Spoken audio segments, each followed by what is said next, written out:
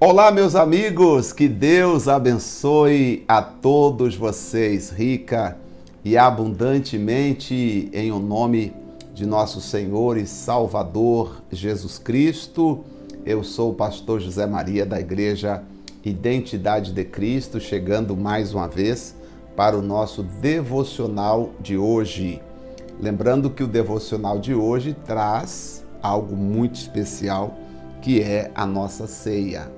Poder participar da ceia, comendo e bebendo do cálice do Senhor. Acredito eu que você também deve ter na sua casa um cálice, um pedacinho de pão para representar a ceia. Pastor, mas eu posso participar da ceia? Hoje nós vamos falar um pouquinho mais sobre o ser de Cristo, o que significa ser de Deus. Eu vou falar um pouquinho mais e aí você vai julgar se você pode ou não participar da ceia. Não sou eu que vou julgar você e não pode outra pessoa te julgar. Você tem que decidir. Você tem que olhar para você e dizer: eu tenho a convicção, eu posso participar da ceia, eu carrego comigo as características de quem pode participar da ceia. E daí, essa pergunta, ela precisa ser respondida. Bom, o que significa ser de Deus? Este é o nosso tema, continuando a nossa mensagem da semana passada. No Evangelho de João, no capítulo de número 3, versículo de número 16, quando Jesus teve um encontro com Nicodemos, Nicodemos pergunta a Jesus dizendo assim: Senhor Jesus, eu bem sei quem és. Eu sei que o Senhor é um mestre vindo de Deus. Por quê? Ninguém pode fazer os sinais que o Senhor faz se Deus não for com ele. E aí Jesus respondeu, disse: na verdade, Nicodemos, é necessário nascer de novo. E aquele que não nascer de novo não pode entrar no reino de Deus. O Nicodemos então pergunta: como pode um homem nascer sendo velho? E aí Jesus explica que, na verdade, aquele que é nascido, que se não nascer da água e do Espírito, não pode entrar no reino de Deus. Nascer da água e do Espírito, porque o que nasce da carne é carne e o que nasce do Espírito é Espírito. Na verdade, o nascer da água e nascer do Espírito, aqui Jesus está falando de si. Ele é aquele que representa o nascer da água e o nascer do Espírito, que então as pessoas nasceriam a partir de Jesus. Interessante você notar isso, porque algumas pessoas ficam pensando: como é que eu faço para nascer da água? Como é que eu faço para nascer do Espírito? Vamos ler aqui e vamos entender versículo 5. Na verdade te digo, Nicodemos, que aquele que é nascido da carne é carne, e aquele que é nascido do Espírito é Espírito. Aquele que não nascer da água e do Espírito não pode ver o reino de Deus. O que é nascido da carne é carne, e o que é nascido do Espírito é Espírito. Não te maravilheis de ter dito: necessário vos é nascer de novo. O vento sopra, e aí Jesus começa a falar. E aí Jesus, no verso 11, diz: na verdade te digo, Nicodemos, nós dizemos o que sabemos e testificamos o que vimos, e não aceitais nosso testemunho. Se vos falei de coisas terrenas e você não entendeu, como você pode entender se eu falar das coisas espirituais? E aí Jesus diz assim: ora, ninguém subiu ao céu senão aquele que desceu, a saber, o Filho de Deus.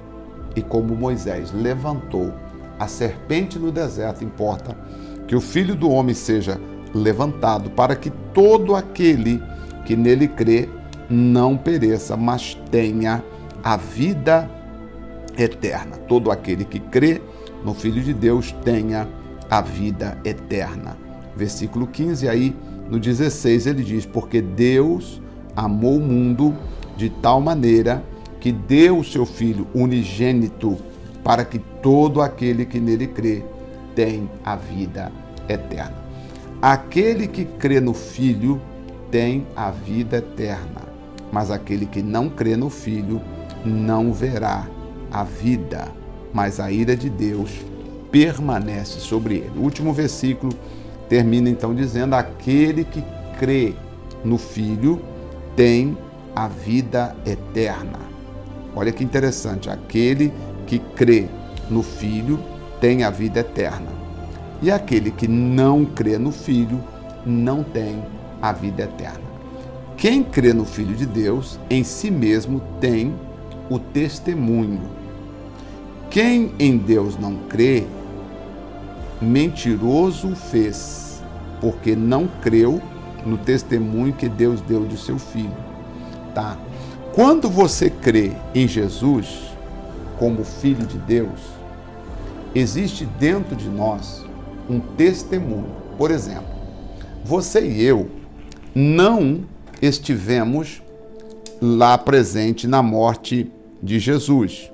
Imagina que você e eu estamos vivendo anos e anos depois de todo o acontecimento que aconteceu com a morte de Jesus.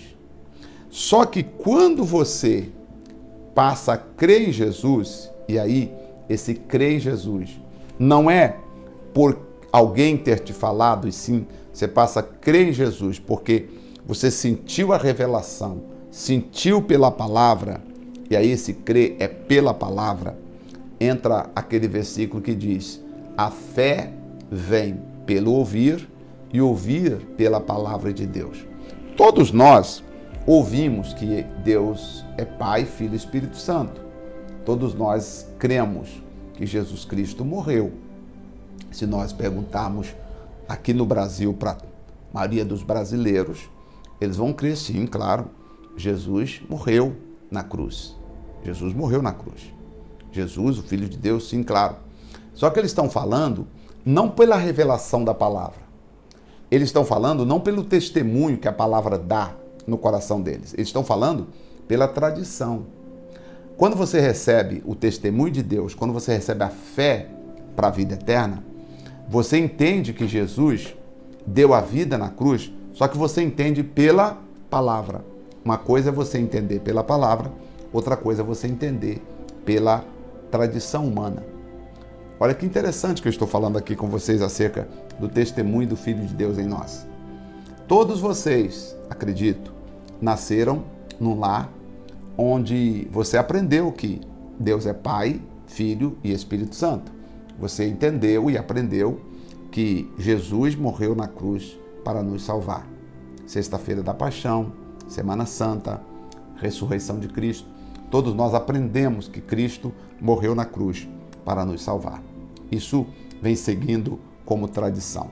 Mas um dia, você ouviu essa palavra e entendeu por esta palavra, que Jesus Cristo morreu na cruz por você.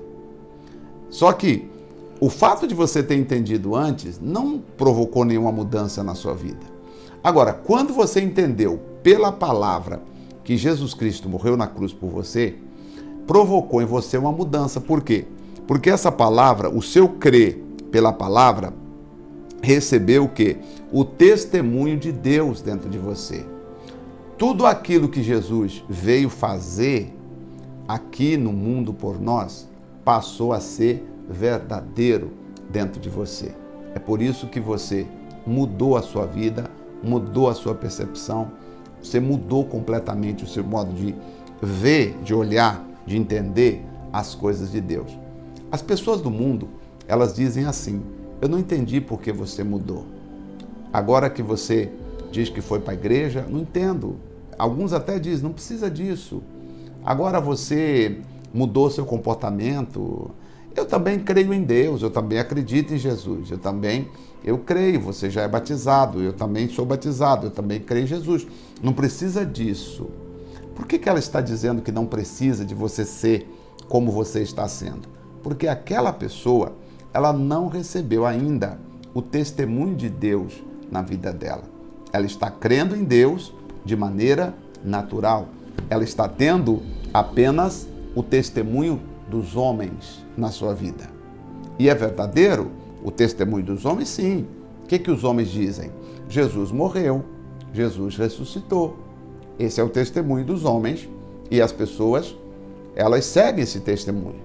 Agora, quando você passa a crer no Filho de Deus e você recebe o testemunho de Deus no seu coração, o testemunho de Deus dentro de você muda a sua vida, muda o seu coração e salva o teu espírito, porque no teu espírito, no teu coração, você passa a crer que Jesus Cristo nasceu, morreu e ressuscitou pelos teus pecados. O testemunho é este, que Deus nos deu a vida eterna e esta vida está em seu Filho.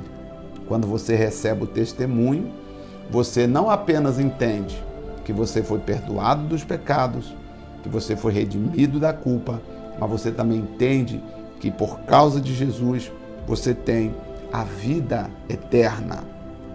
Quem tem o Filho tem a vida. Quem não tem o Filho de Deus não tem a vida. Ele está dizendo não ter a vida, aqui ele está falando de vida eterna. Quem não crê no Filho de Deus não tem a vida eterna. Por isso é importante falarmos sobre o testemunho de Deus.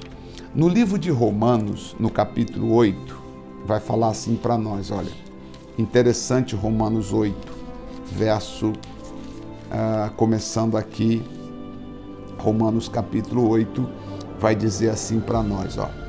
Portanto, agora, nenhuma condenação há para os que estão em Cristo Jesus, que não andam segundo a carne, mas segundo o Espírito. Ou seja, pessoas que não fazem mais a vontade da carne, tentando agradar a Deus, mas agora eles fazem a vontade do Espírito. Interessante isso, né? Porque existem muitas pessoas fazendo a vontade da carne, tentando agradar a Deus segundo a carne. Segundo a carne, nós não vamos conseguir agradar a Deus. Para agradar a Deus, nós temos que agir segundo o Espírito. Deus é Espírito, e importa que os seus adoradores o adorem em espírito e em verdade. Porque a lei do Espírito de vida em Cristo Jesus nos livrou da lei do pecado e da morte. Porquanto o que era impossível à lei, visto como estava enferma pela carne, Deus enviou seu Filho em semelhança de carne do pecado, pelo pecado, condenou o pecado na carne. A minha salvação não é porque eu me tornei uma pessoa melhor. A minha salvação não é porque eu me tornei uma pessoa justa e boa.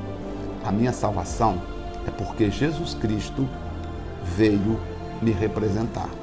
Eu preciso crer no Senhor Jesus, porque a minha salvação depende de eu crer nele.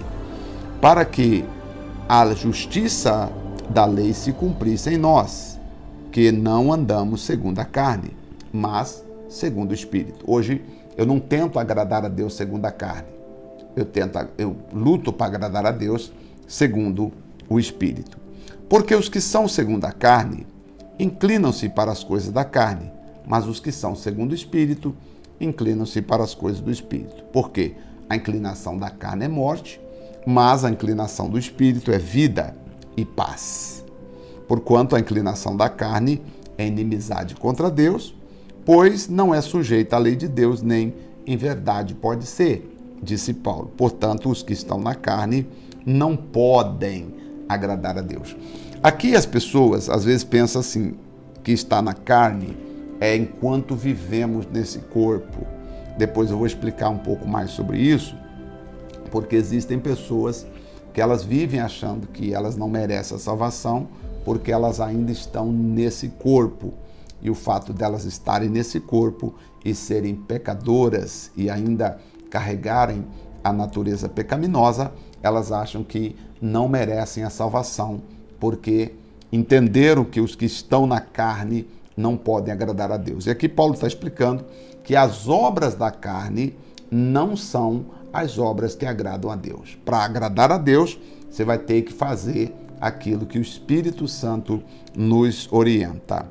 E ele vai dizer assim, eu vou adiantar um pouquinho aqui por causa do tempo, e aí ele vai dizer assim, ó: e se o Espírito daquele que dos mortos ressuscitou Jesus habita em vós, aquele que dos mortos ressuscitou a Cristo também vivificará o vosso corpo mortal pelo Espírito Santo. De maneira, irmãos, que somos devedores, não a carne, para viver segundo a carne. Porque se vivemos segundo a carne, morrereis. Mas se pelo Espírito mortificardes as obras da carne, vivereis. Porque os que são guiados pelo Espírito de Deus são filhos de Deus. E aí eu quero ler o versículo 16, que diz assim: o mesmo Espírito testemunha com o nosso espírito que nós somos filhos de Deus. Então você vê que interessante, o Espírito Santo comunica com o nosso espírito que nós somos filhos de Deus.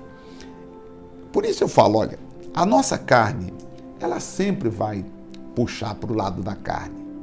Por isso nós temos que pensar não naquilo que eu posso fazer para agradar a Deus, mas aquilo que Jesus fez em meu lugar. Eu preciso entregar a minha vida a Jesus. Como assim, pastor? Não pensar no que eu posso fazer para agradar a Deus, no sentido de ganhar a salvação. Com isso, merecer a salvação. Existem pessoas que elas ficam pensando em coisas que elas precisam fazer para merecer a salvação, sabe? E alguns vão dizer, olha, você não pode fazer isso, você não pode fazer aquilo, você não pode fazer aquilo outro. Existem pessoas até que dizem assim, você não pode participar da ceia, porque você é pecador. E aí a gente fala, mas como? Se todos nós somos pecadores, Jesus morreu pelos pecadores. Jesus morreu pelos pecadores. A pergunta é, você acredita que ele é o Filho de Deus? Você acredita porque a palavra está te revelando, ou você acredita por ouvir falar pela tradição dos seus familiares? Se você diz assim, pastor, eu acredito verdadeiramente pela palavra, eu acredito pelo que ele está dizendo, pelo que está escrito, então você pode pegar o seu pão e o seu cálice e participar conosco. Mas, pastor, diz a Bíblia que quem comer do pão e beber do cálice do Senhor indignamente, ele vai ser culpado pela morte do Senhor. Como é que o Senhor me explica essa parte?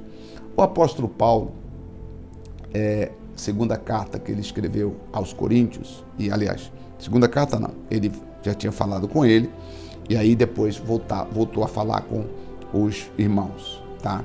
E ele disse o seguinte, vocês da igreja de Coríntios, vocês estão servindo a ceia errada. Vocês juntaram o dia da ceia, o dia que vocês fazem uma festa, celebrando a ceia junto com a festa natural, e vocês comem desordenadamente, vocês não esperam uns pelos outros, enquanto uns estão comendo o pão, outros estão bebendo o cálice, e vocês chamam isso de ceia do Senhor?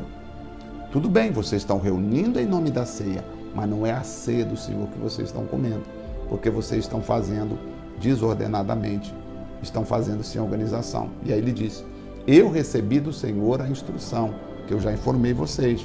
Primeiro o Senhor Jesus tomou o pão, depois tomou o cálice, e partiu e disse, assim o meu corpo será partido por vós. Depois ele tomou o cálice e disse, assim o meu sangue será derramado por vós. O que Paulo criticou em 1 Coríntios 11 é a forma como os coríntios, a igreja de Corinto, estavam participando da ceia, chamando de ceia do Senhor.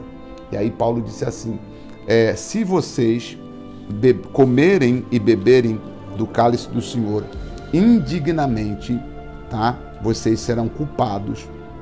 Aqui, versículo 27. Portanto, qualquer que comer este pão ou beber o cálice do Senhor indignamente será culpado do corpo e do sangue do Senhor.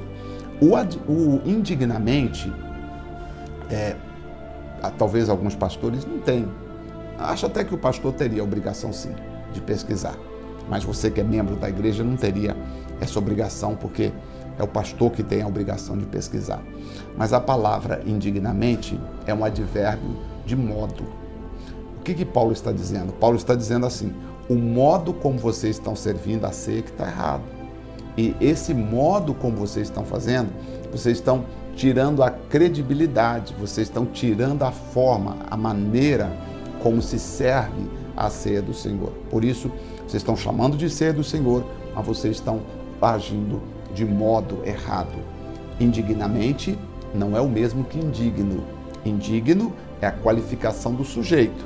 Já o indignamente é um advérbio de modo. Então, em 1 Coríntios 11, Paulo critica veementemente o modo como os discípulos, como a igreja de Corinto estava participando da ceia. E quando Paulo disse no verso 28, examine-se o homem a si mesmo, e assim coma deste pão e beba deste cálice, ele não está pedindo para examinar, para ver se tem ou não pecado. Porque Paulo disse, ele mesmo disse, Cristo morreu pelos pecadores, dos quais eu sou o pior. Então, como é que Paulo mandaria examinar se tem ou não pecado, se ele disse que era o pior dos pecadores? Então, nem Paulo poderia comer ou beber do cálice. Na verdade, quando Paulo manda examinar, no versículo 28, Paulo manda examinar para ver se o modo como eles estavam fazendo estava correto. Se tem que primeiro tomar o pão e depois tomar o cálice, se tem que esperar uns pelos outros, se tem que haver comunhão, por que há divisão? Por que uns bebem o cálice e outros comem o pão? E chama esta reunião de ceia do Senhor. E aí Paulo disse, vocês estão, qualquer que comer e beber indignamente será culpado do corpo e do sangue do Senhor, ou come e bebe para sua própria condenação. Paulo está dizendo, vocês estão chamando de ceia o que na verdade não é ceia, porque o modo como vocês estão fazendo está errado. Vocês estão crendo que comendo a ceia, vocês estão se aproximando de Deus, quando na verdade vocês estão condenando a si mesmo, porque vocês estão agindo de maneira errada. E aí, por causa disso, há muitos enfermos e doentes entre vocês. Porque se julgássemos a nós mesmos, não seríamos julgados. E esse não julgar a nós mesmos, não seríamos julgados, tem gente que já vi até fazer uma separação desse versículo. Irmão, se julgarmos a nós mesmos, não seremos julgados. Não, esse versículo está conjugado com o versículo 32. Esse versículo não pode ser examinado separadamente do versículo 32. Porque Paulo está dizendo, se julgarmos a nós mesmos, não seremos julgados. Quem de vocês que me assiste agora vai julgar a si mesmo e dizer, eu estou condenado? Quem de vocês julgaria a si mesmo e vai dizer, eu estou errado? Na verdade, Paulo está dizendo, se julgarmos a nós mesmos, vamos pensar que estamos todos certos. Verso 32, mas quando somos julgados, somos repreendidos pelo Senhor para não sermos condenados com o mundo. Então não é se julgarmos a nós mesmos, não seremos julgados, no sentido positivo. Não, Paulo está dizendo no sentido negativo, se julgarmos a nós mesmos, nós não seremos julgados, nós não vamos achar culpa em nós mesmos. Agora, quando somos julgados pelo Senhor, somos repreendidos para não sermos condenados com o mundo. E aí, Paulo está dizendo, olha, se vocês querem reunir para comer, para fazer uma festa, portanto, meus irmãos, quando vocês reunirem, no versículo 33, para comer uma festa, para fazer um jantar, para fazer celebrar, olha, aí vocês fazem diferente. Agora, se é a ceia, tem que haver ordem. Primeiro o pão, depois o cálice. E outra, tem que esperar uns pelos outros. E tem que haver também o compartilhar. Compartilha com quem não tem. Agora, se você tem fome, aí você come em casa. Porque quando se reúne para comer a ceia, não é o comer, e sim o entender que o pão representa o corpo e o sangue representa o cálice do Senhor que nos dá vida, tá bom? Que Deus nos abençoe e nós vamos agora orar abençoando. Vamos orar? Senhor, nosso Deus e nosso Pai, eu peço a Ti, meu Senhor, que consagra este pão, este cálice, abençoa para nós, ó Senhor. Abençoa para nós, ó Deus Santo, e querido. Consagra este pão e este cálice e nós agora iremos tomar. Nós agora iremos beber.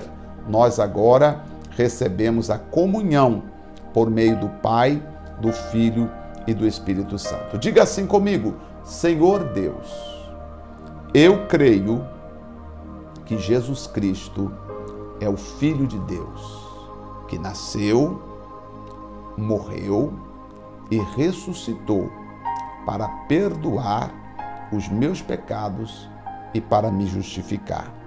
Senhor, eu participo da ceia por causa da morte e da ressurreição do teu santo e amado Filho, o meu Senhor. Amém. Pode agora comer do pão, por favor.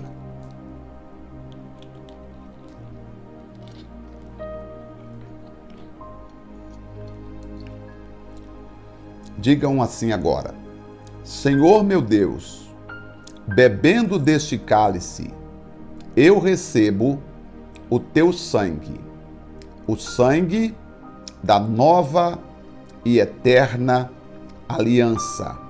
Senhor Jesus, eu peço que perdoa todos os meus pecados, transforma a minha vida a partir de hoje. Mais uma vez diga: Senhor, eu creio que Jesus Cristo é o Filho de Deus, que nasceu, morreu e ressuscitou para perdoar os meus pecados e me dar a vida eterna. Obrigado, meu Senhor. Pode beber agora do cálice do Senhor. Beba.